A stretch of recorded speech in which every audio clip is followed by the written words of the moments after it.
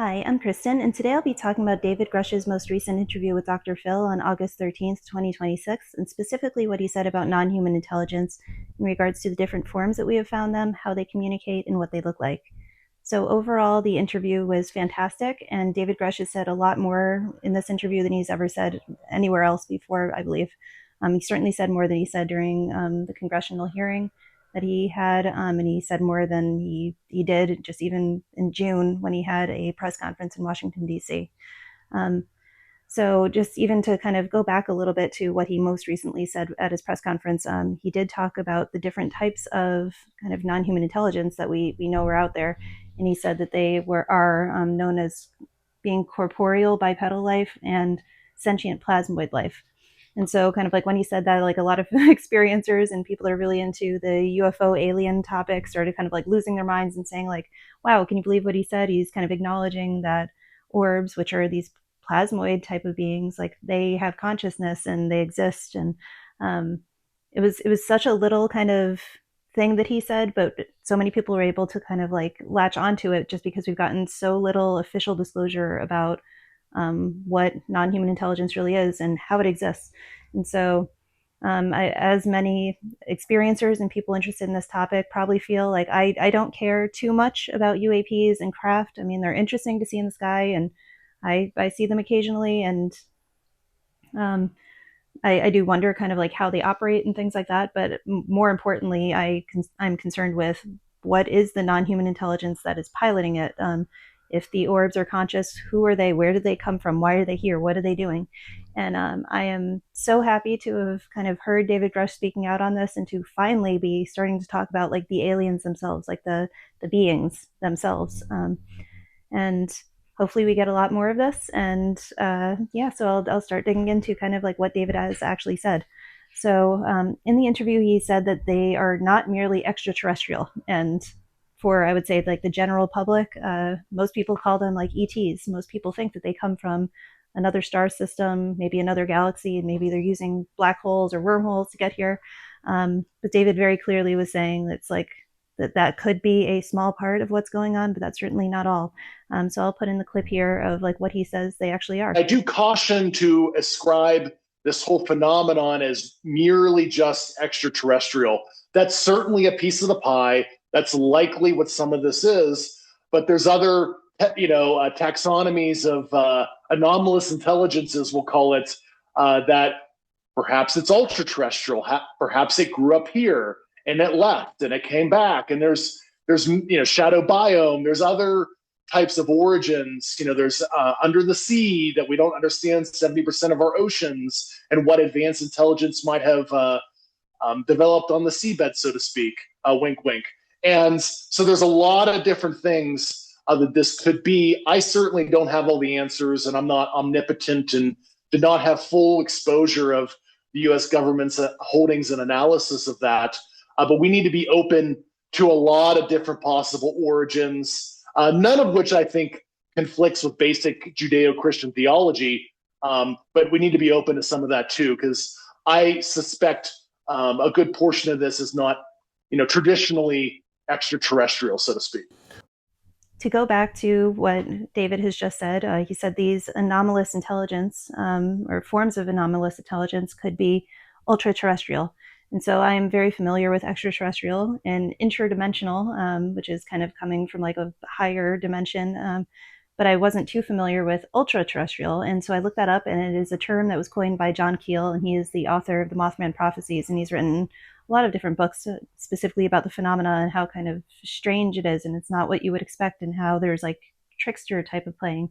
And so John Keel said an ultra terrestrial is an intelligent entity that originates from Earth and coexists with humans in secret.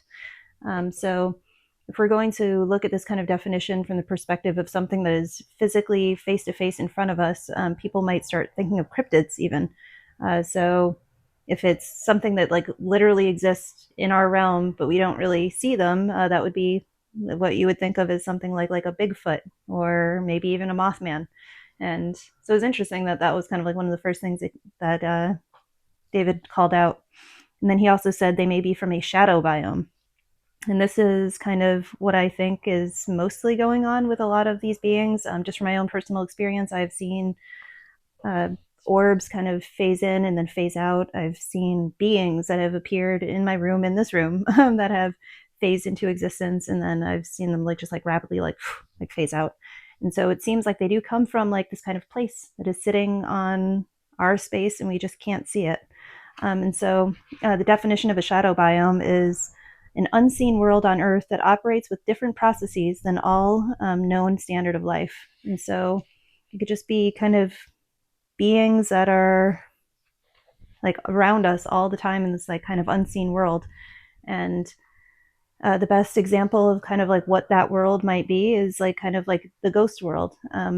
When spirits pass away, and then you kind of see that there's ghosts that are earthbound, or you just see kind of like just really strange entities that kind of just like exist within our world, but they're there and then they're gone. They just don't seem to exist anymore, like fairies, or in old kind of Western European tales of like gnomes and trolls and things like that. Like all of these could be like wrapped into like this idea of a shadow biome. They like they exist, but we can't see them existing just because they like operate in a totally different way that we don't understand.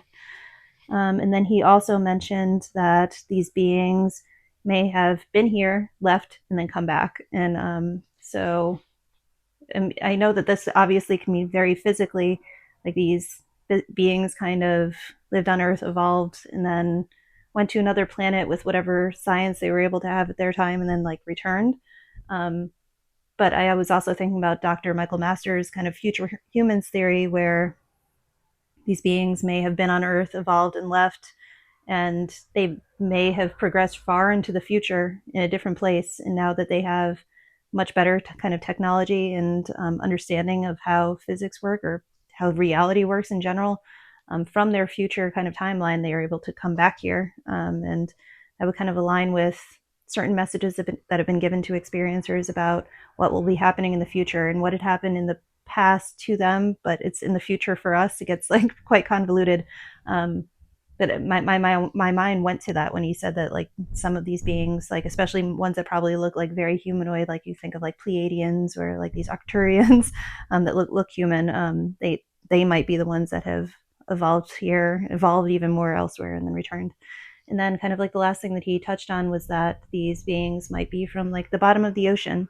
And that reminded me of, I believe it was either on 4chan or on Reddit, but somebody spoke about kind of like these vehicles that are like kind of exist on the bottom of the ocean. They keep replicating and creating more kind of UAPs, and just like these large kind of devices that have been built by the NHI, or like can move substantially faster than anything that humans have made. And with his kind of like little wink wink comment, it seemed like he was talking to a broad swatch of the population that kind of may know about what he's talking about from deep within the oceans, that are working within the government, but also all the people that are familiar with the story of just like these replication vehicles, and how there's entire communities and civilizations that kind of like live down there, and that are different submarines and submersibles are just like not supposed to go near. Okay, and then in another clip that I'd like to show, David was talking about how the NHI that we have seen, like they have been taken alive and they communicate telepathically. Have any of these pilots or occupants of these craft, to your knowledge, been taken alive? Yes. And I know people who have had direct interactions um, in a detainment situation, which sounds very Star Trek and sounds very crazy, but it is true. And I talked to a cabinet member, a former cabinet member, about that, who directly worked the issue for a particular former vice president. You can guess which one. Darth Vader. And were they able to communicate? Yes. Yes. And it is true that some sort of consciousness communication, of course, people call it telepathy. I cannot begin to tell you how it works, but there is some sort of communication like that. And even friends of mine that were on retrievals felt that kind of communication as they approached the vehicle when they were doing cordoning it off, waiting for transport. How that works, what that means, I certainly don't know. I'm as curious as the average viewer on your show on how that works. And it does feel very Star Trek to me. I have no personal experience with anything like that that's outside of my normal, human experience. But that is indeed, what people have experienced in the government with these things. So from that clip, there's not too much to really expand on. Again, as many of us experiencers know, we are kind of communicated with through the brain, through the mind. And telepathically, it may come through as very clear words, very clear sentences, but other times it's just like you get what we call a download, and you just like all of a sudden it's like, and you have just like this complete and utter knowing of like what it is that this non-human intelligence is trying to communicate to you. And so we didn't get like a very clear kind of descriptive answer from David Grusch as to like how they telepathically communicate.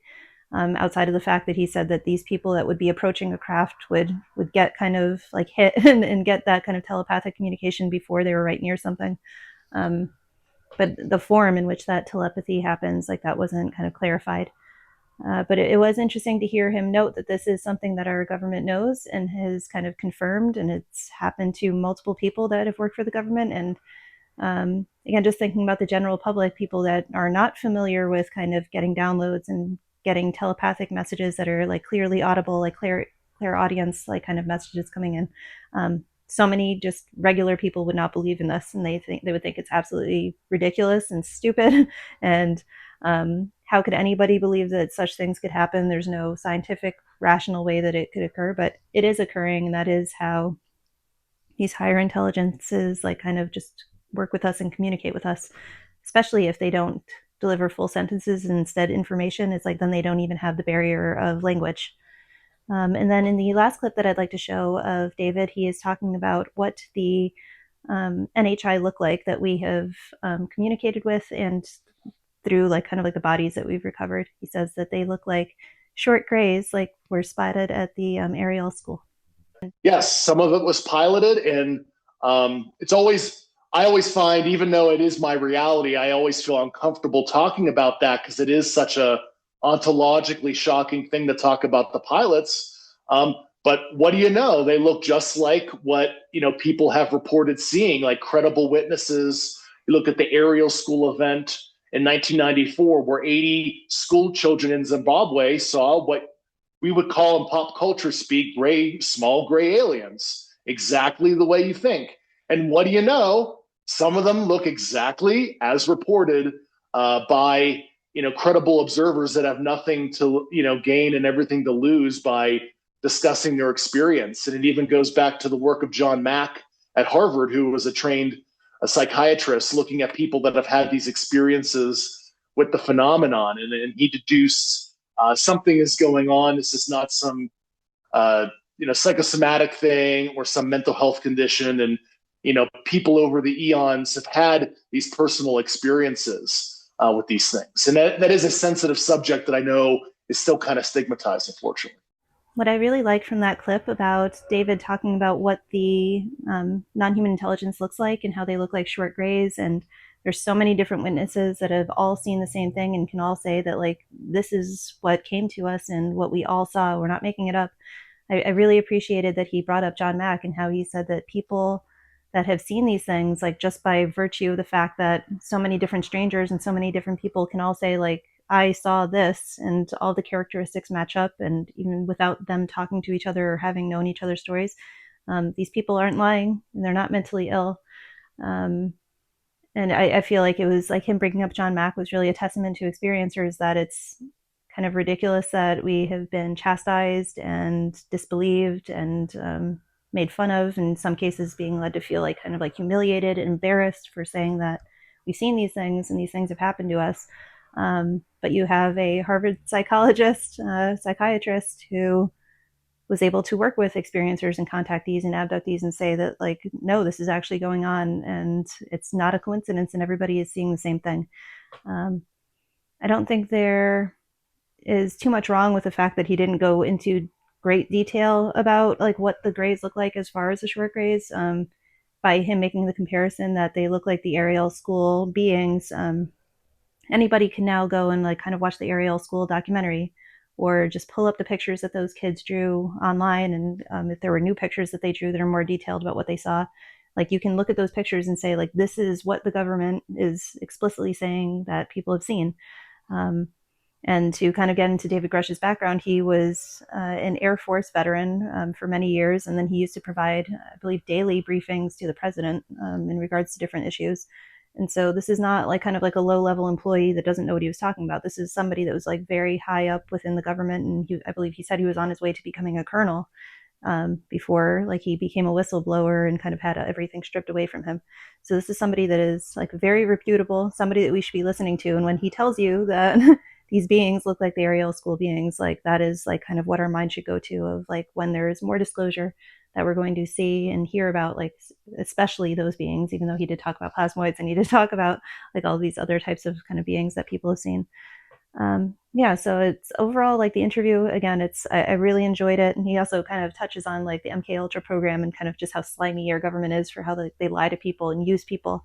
But I'm just very excited to hear more about what David has seen and learned from the program that he was running within the government, and hopefully this is like leading the way to a lot of the other people that worked firsthand on these programs to actually come out and be public and to speak about like the fact that I was one of the people that went and spoke to one of these living beings, one of these living non-human intelligences that looks like a short gray, a tall gray, a mantid, a reptilian, what have you. And they could say that from within the government, this is like kind of how we held them and what we spoke to them about and what they wanted to tell us. Like I feel like that is now kind of on the radar of everybody that kind of follows this topic, of like they're going to start saying more, and eventually they're going to be speaking about like what the NHI actually want to say. And I've been waiting so long for this, as I'm sure many of us have. I have contact, but they don't tell me about themselves, and I don't know where they come from, why they are communicating with me, why they care about giving me information. You know, it's all a big mystery, and it seems like now with these whistleblowers that have kind of made it their job to find out about the NHI, we might actually find out about them and where they come from and why they're here and all that. Yeah, so if you watch the interview or just have any thoughts on these clips that I included here, please let me know, and I'll see you in the next video. Bye-bye.